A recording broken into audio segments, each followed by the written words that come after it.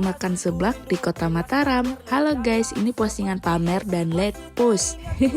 Jadi kemarin pas ke kota Mataram Lombok, aku sempat nyobain seblak yang lagi viral banget di sana. Kebetulan tempatnya persis di depan hotel tempat aku menginap. Untuk yang mungkin ada rencana jalan-jalan ke Lombok dalam waktu dekat, bisa cobain nih seblak mafia di sudut Taman Sangkareang. Menariknya, kita bebas memilih isian seblak yang kita mau dan pilihannya komplit banget, mulai dari berbagai jenis kerupuk, cireng, bakso, sayuran, mie, jamur enoki, tofu, ayam, dan masih banyak lagi yang aku nggak tahu apa namanya. Setiap pilihan isian ini harganya murah banget guys, mulai dari 1000-an aja. Aku aja sampai kalep nih milihnya. Dan setelah kita milih-milih isiannya, kemudian kita bayar dan biarkan mas-mas berbaju kuning itu yang akan memasaknya. Untuk kuahnya sendiri tersedia dengan tingkatan level, dan karena aku orangnya nggak kuat pedes, kemarin cuma pesen yang level 2. Setelah dimasak, kita bisa makan sebelahnya itu di tempat, atau makan di Taman Sangkareang, atau di bawah